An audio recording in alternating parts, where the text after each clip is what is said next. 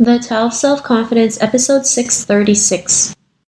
Welcome to the Tao of Self-Confidence, where I share stories of amazing women who have discovered their inner journey to self-confidence.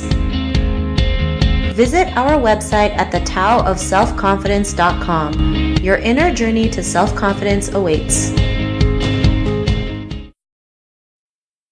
Well, hello friend. Welcome to the Tao of Self-Confidence, where I share stories of amazing women who have discovered their inner journey to self-confidence. I'm your host today, Sheena Yap Chan, and today I have a phenomenal lady on the show today. She is a former recruiter turned career coach, and I'm really excited to have her on and share her story with us today on self-confidence. So without further ado, I'm going to introduce you to Emily Liou. Emily, how are you today? Maybe you can fill in a little bit more about yourself to the listeners.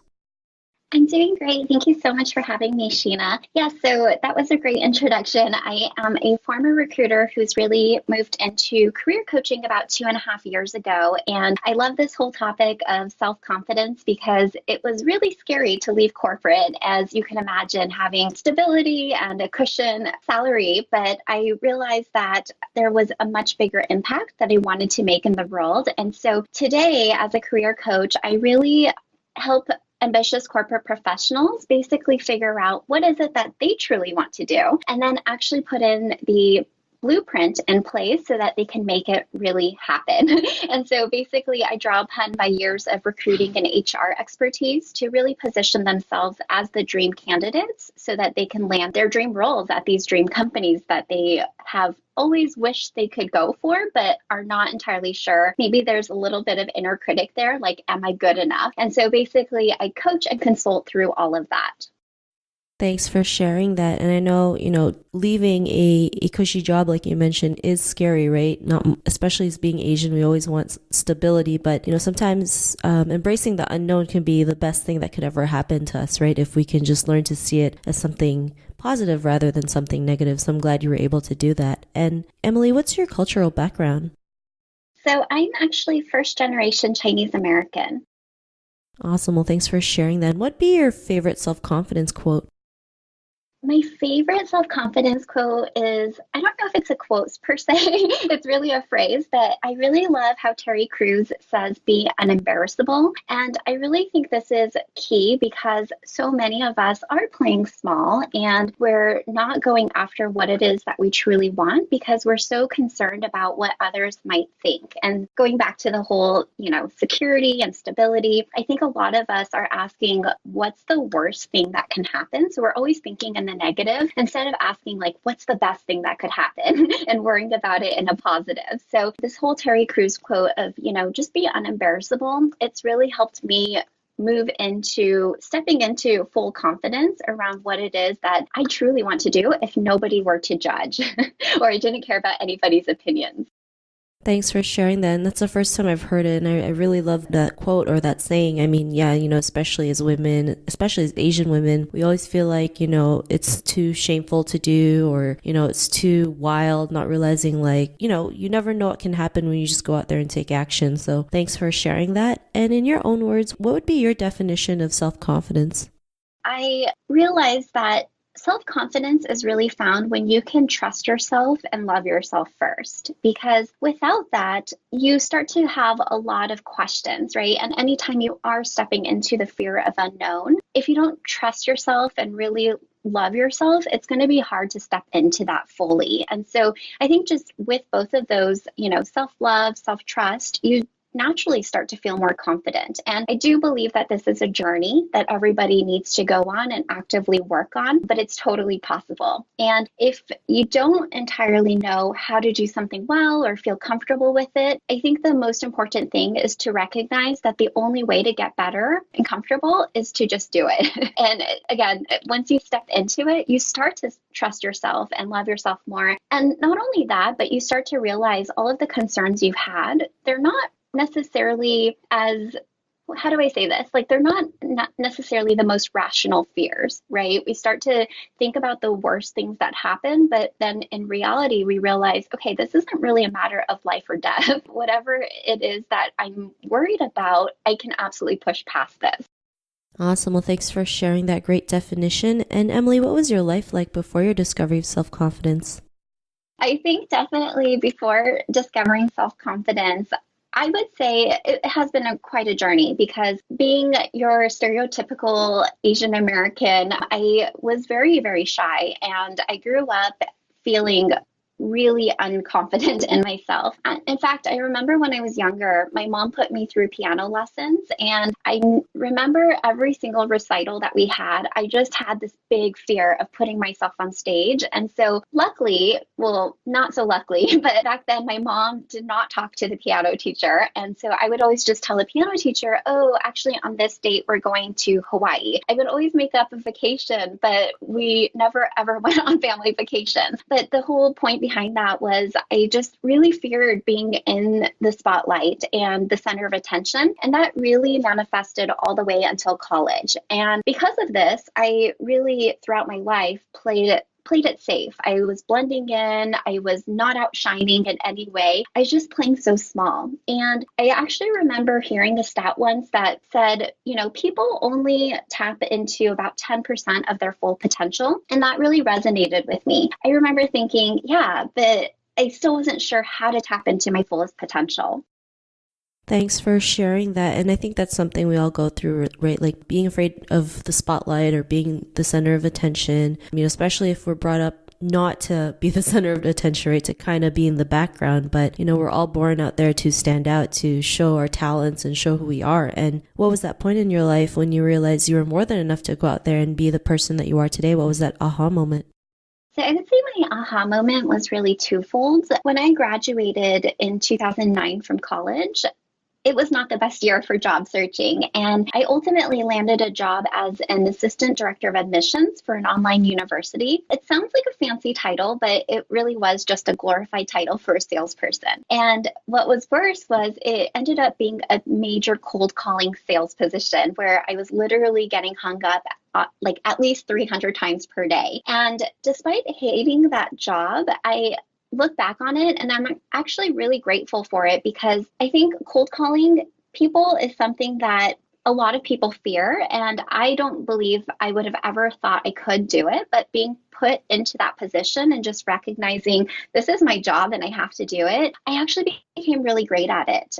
It really taught me how to develop thicker skin. And it just made me realize a really important lesson, which is you can improve in anything. All it takes is practice and diligence and just going for it. The second aha moment was when I stepped into becoming a career coach. So throughout the years, again, I left recruiting to start my own business. And what I realized is after coaching hundreds of people, everyone has imposter syndrome and their inner critics. I work with such ambitious corporate professionals and I look at their backgrounds on paper and I get to speak to them and see how amazing they are. And yet they're telling me about their worst concerns and fears. And to me, it's quite surprising because, again, I'm looking at this from a third party perspective. And it just really made me realize everyone experiences this. And I think when you can start to realize that, things start to shift in a sense. You start to be able to feel more confident, like, okay, if somebody like this can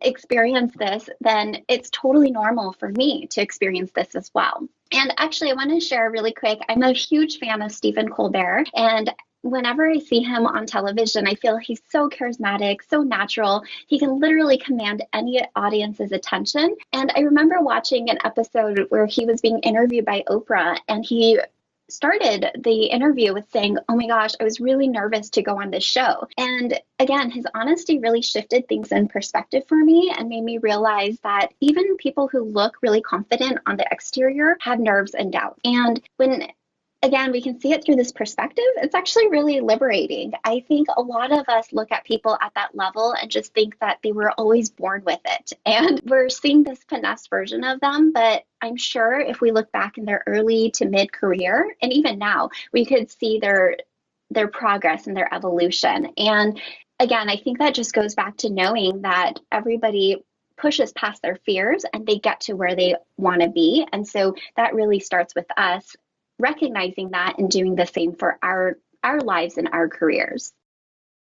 Thanks for sharing that. And I think, knowing that people, fear this, have the same fears that we do is actually, breath of fresh air because, we always see everyone's success story, and there's nothing wrong with success stories, but sometimes we feel bad, like, why haven't we reached that milestone, right? But when we can hear the true story, what they've been through, the ups and downs, the good and bad days, it just makes us more relatable to that person and makes us feel better, like, yeah, I have to go through this because at the end it will be all worth it. So I'm really glad that you mentioned that. And, because of that, what's your life been like now? Yeah, so just knowing those two things, you can always improve, and everyone experiences self-doubt. It's really allowed me to just step into it, and going back to Terry Crews's quote, just be really unembarrassable and unapologetic. So I never would have thought 10 years ago that if I were to leave the safe corporate life and start my own business, I could do that. But what's more is actually being my own business, I am also the marketing arm, right? And being in marketing and being visible is totally outside of my comfort zone. But what I would say is that I am constantly doing Facebook live streams now, and I even started a YouTube channel. So again, never would have had the courage to do this in my early 20s before embracing self-confidence. I would say that I feel like having built confidence to just go after what I wanted has made me realize that when you can play big, the rewards are so much bigger as well. And I would say that I'm absolutely the happiest I've ever been in my life because I'm not doing things to try to please others or seek out validation from other people. I'm really just doing what I truly want and not letting anything hold me back from obtaining it. Thanks for sharing that. And, to the woman who's listening to your episode, she may be in her own journey to self-confidence. What would be that one tip you would give to her? It would be to just begin. I think this is kind of the pattern throughout this conversation is, if you're not doing something that scares you, I feel like you're really playing small and you're staying in that comfort zone, which means that you're never growing. So my biggest advice is to just embrace that fear and do something that scares you a little bit every day. And I think that the important thing here is just knowing that you can start small. You don't need to conquer it all at once, right? So if your biggest goal is to maybe write a book, you don't need to write the entire book. You can start with a page.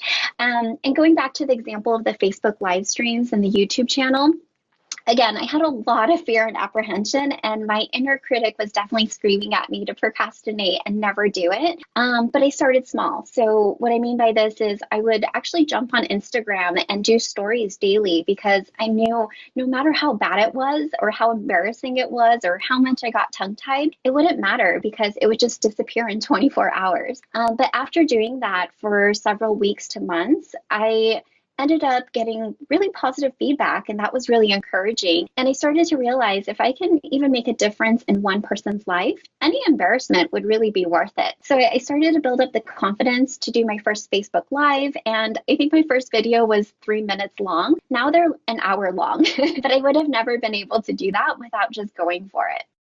Thanks for sharing that. And I love how you mentioned, start small. A lot of people feel like we have to make these big leaps to gain confidence, but it's really those small actionable steps that yield, the confidence that we want to build or want to increase. And yeah, I mean, video's super scary, right? I remember doing my first one and it took me an hour to do a 2-minute video, but if you really want to conquer your fears and you've never done video, that's a great way to do it. But yeah, I mean, the more we just become more consistent on it, the better we get. So I'm glad that you mentioned those tips. And, to the woman who's listening to your episode, she may want to check out your social media or check out some of the work. Is there any links or social media profiles we can connect with?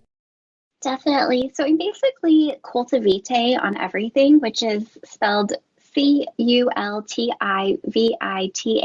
It basically is a play on words for cultivate your life. And for people who are looking for career transitions, I actually have a free resource library. So if you go to the website, you can sign up for all the goodies. And then, of course, just Cultivate on all of the social media platforms. And if anybody actually wants to see my Facebook Lives, they can join my free Facebook community. I do a lot of lives in there, just kind of training people on how to build up the confidence, but also a lot of job search techniques.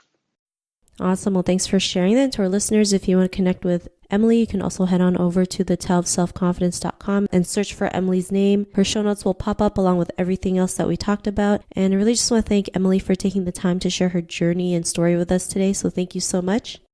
Thank you. It was a pleasure. Not a problem. It was really great having you on the show. And to our listeners, tune in to another new episode of another amazing woman's journey to self-confidence, and we'll talk to you soon. Bye for now. Thank you for tuning in to another amazing episode of the Tao of Self-Confidence. Get your free self-talk tape for building self-confidence by visiting our website at thetaoofselfconfidence.com. Your inner journey to self-confidence awaits.